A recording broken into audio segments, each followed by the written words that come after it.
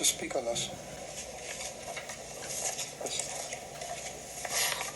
Hello, my name is Jennifer Levine. I am the president and co-founder of the SAFE Coalition. Thank you so much for allowing us to speak tonight on this topic. So, as you can see, this is a pretty emotional moment for a lot of us in town. I have been receiving phone calls, emails, text messages over the past 72 hours around the meeting tonight. I have been the founder of the coalition, so I've been involved since 2015, and I have not heard any conversation about this dispensary until a few days ago. And some of that could be because I didn't read the newspaper, and some of that could be because there wasn't a real clear conversation. And so I know that this is a planning board meeting, and I just want to highlight that one of the duties of the board is to ensure the public safety, interests, and welfare of the residents of the town of Franklin. And it does seem to me like there are some true concerns. From the SAFE Coalition, we are deeply, deeply disappointed with GTE Franklin and their lack of communication and transparency.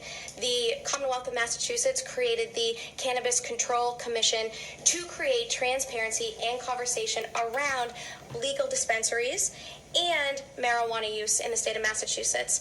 Absolutely, we want to honor these conversations. The first operating principle is conduct all of our processes openly and transparently. The second is engage in regular two-way communication with all concerned citizens, patients, healthcare providers, caregivers, partners, and other constituencies. There has been no communication with the SAFE Coalition, which is the only substance use program in our town and the 8 surrounding towns. Additionally, our state representative was not updated that this was going on, and no one from our town updated us.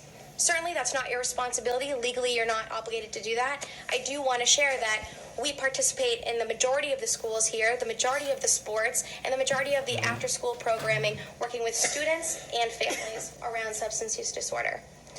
We want to highlight here that we want a fluid, open conversation. If we choose to move forward with the dispensary, we want to be able to partner with this dispensary to figure out how to educate our children, what to share with parents, what to share in our grandparents raising grandchildren group that's growing weekly because of substance use in our town. We don't want to say that we want to close conversation. We only want to say that we want to open that. And that hasn't happened at all. Students started school a couple days ago, and we have 3 programs outside of school that highlight substance use. And we can't address this massive concern because we didn't know that it was existing. That's not fair to the people that we support that are coming to our support groups that have a history of marijuana use. And in addition to that, there are a lot of folks coming to us around traffic concerns. What does this mean? There's an urgent care there. How is EMS going to get in and out if there's traffic backup? There's the MIAA, which is highly focused on chemical health of student athletes. What message does that send to them that there's a backup to get to a marijuana dispensary? And there is a huge apartment complex that has a lot of adolescents living in that program. They have to pass that to get to school. And so from a community perspective, there's been no conversation on any of these issues. On the traffic, on the buildings around there that support adolescent use, and in how we can communicate what's really going on with this dispensary. Lastly, because I don't want to take up too much time, I do want to highlight one really interesting piece of the dispensary in Franklin. There is a mission that states that if a dispensary is going to come to a community, there has to be a community impact / outreach meeting. And in that meeting, it needs to be highlighted where the meeting is going to be held, what the intent of the meeting is, and there are a few questions that have to be answered. Additionally, there has to be an attestation form that's submitted back after that meeting exists. Absolutely no problem. What we find interesting is that the Commission for Cannabis Use highlights that there should be multiple attempts made in multiple ways, venues. So absolutely they say that it has to be in one newspaper, well circulated. They highlight that it should be dated a few different times and highlighted in different media outlets. That never happened. There was one publication in the Milford Daily News, and the meeting happened, I think, 10 days later.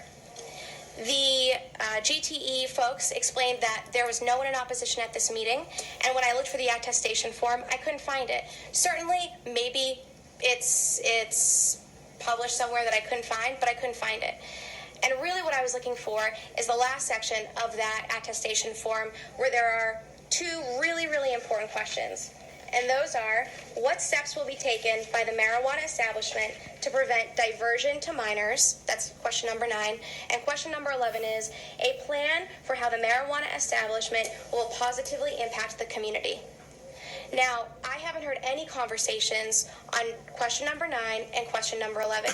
Now, this attestation form had to be submitted within 6 months prior to applying to the town for a permit.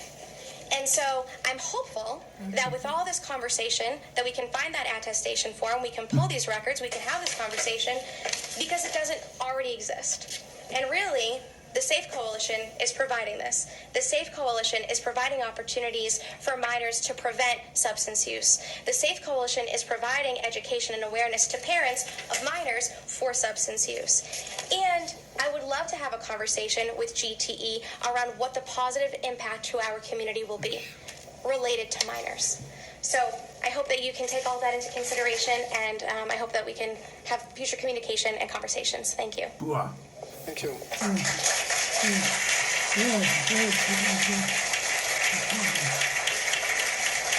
God bless us.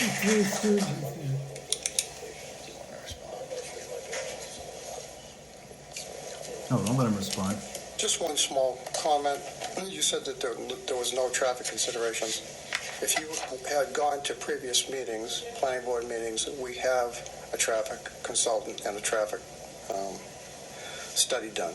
So, Mr. Chairman, if I could address a couple points. No. You can, and I think I'm going to have the town administrator address some of those questions. Sure, absolutely. If I could just make a couple quick comments.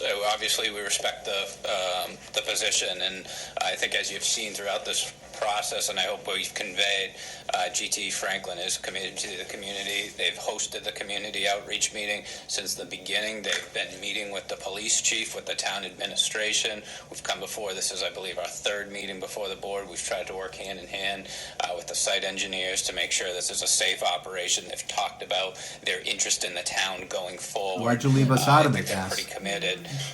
Chief, when those guys left us out Lost of my it. train of thought, but go ahead.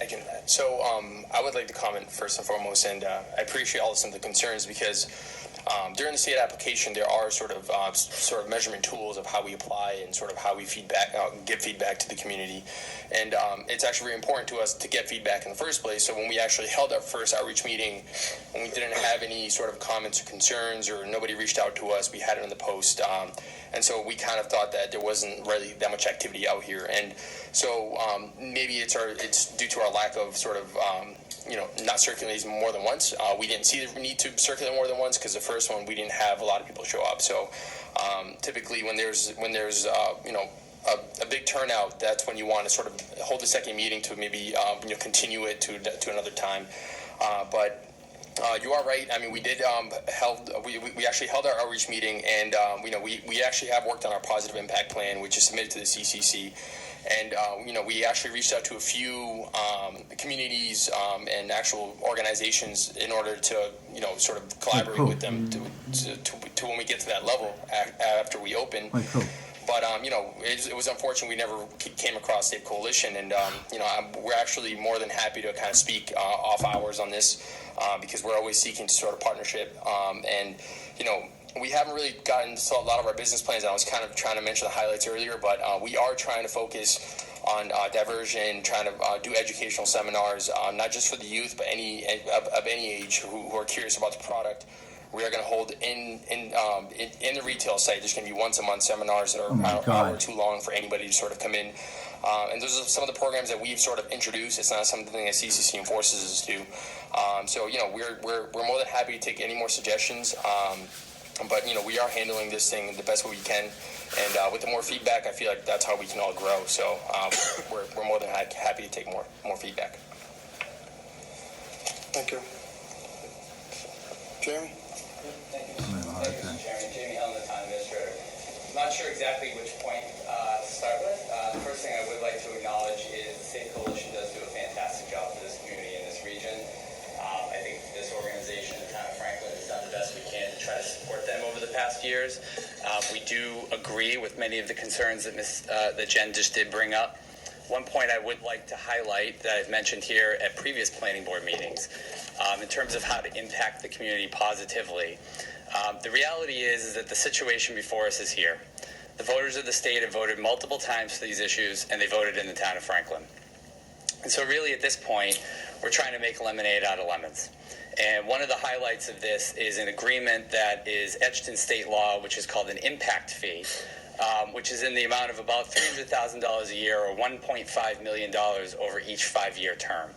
And as I've stated here at these planning board meetings before, in addition to other places in this community, the plan for most of those funds is to be diverted to the school district. I have had conversations with the superintendent of schools to use the vast majority of that money to actually put in cutting-edge progressive health programs at the middle school level. I'm not a superintendent, I'm not an educator, so I'm not going to be one deciding how to do that. My job is to try to bring in the revenue and try to allocate it in the places where we need it. The things that I've heard of from many residents in this community and globally throughout the state of Massachusetts that most families are worried about, traffic is certainly a concern. Sometimes the location is a concern. Sometimes there are other factors that are concerns. But the most common and most frequent thing that I've heard, my predecessor Jeff Nutting has heard, and many of the local officials heard when they voted to have this overlay district, including the planning board, was really the diversion to minors and really about educating kids. I do believe that we have not maybe once in a lifetime, but we do have an opportunity here, folks, to bring in a significant amount of money to hopefully change the trajectory that we're seeing with this with this big vaping crisis that everyone's talking about. In fact, it's an issue that until the superintendent showed me some numbers over the summer, I wasn't quite even aware myself of how extensive and how problematic that this has really gotten. Kids wearing hoodies at school, vaping during the entire day, cloudless vaping machines. I mean, this is kind of starting to get a little ridiculous, folks. And the reality is I don't have any money in my budget to go spend $1 million to go try to figure all this stuff out all the time. Here's an opportunity with these folks who've come into this community, who have been, in my estimation, I think also the chief of police and many others, have been good stewards, good businessmen. They're coming in to have a modest proposal, and there's an opportunity here for the town of Franklin to raise $1.5 million over the next 5 years. So and if obviously from the business point, if they're successful, we would hope that that revenue source would continue. And my vision has always been, and I shared this with the superintendent, and she has certainly agreed, is that a cutting-edge health program at the middle school level, tackling these issues of vaping, opioids, which the Safe Coalition has been, I think, was basically the reason why you got started. No. All the other drug programs, marijuana, you name it. If we can embed that at the middle school level or the elementary school level, I think we can make a really good impact in the long-term habits of this community. And in lieu of that, I know that maybe some may see that as, oh, we're only taking in, having a marijuana shop if we get revenue. But that's not really the case. These folks came through when we originally did this zoning district. The town council and many stakeholders in town were very, very clear with the elected officials, including the planning board. They did not want it located in residential districts. They absolutely did not want it located in downtown. They did not want it located on Union Street. Dean College was very clear they didn't want it located there. So what have we done in the past? Adult uses, tattoo parlors, other things that maybe are less than desirable. The community has had a history of zoning these things into the overlay districts of the industrial parks. And this fits within that zoning. So we saw an opportunity here to try to, again, make lemonade out of lemons, bring in some revenue for the community, and hopefully turn around and make something positive with many of the concerns that Jen just brought up and many of the concerns that many other residents in the community brought up. So from the category of what's in the benefit of the community, or whatever the verbiage was that was used, I can't recall right off the top of my head, I do think $1.5 million over 5 years is a significant amount of money to hopefully put into our school districts. Some of those funds will also be going to the town of Franklin Police. If anybody has any questions on security or the building or the diversion of minors, the surveillance cameras, or any of those other questions, the chief of police is happy to answer those. He's certainly been through this with several other businesses, and we're happy to answer those questions. That's about all I have on that issue. I don't know if there's any other questions that you'd like me to answer, Mr. Chairman. That's it. Good. Thank you. Yes. In the 70s and 80s, Franklin had a big problem. Excuse me, ma'am, could you just approach the mic and introduce yourself for the record? Thank My you. name is Pam Levy. I've been in this town for 45 years. In the late 70s and 80s, Franklin had a big problem with marijuana and other drugs in this town. Many of those kids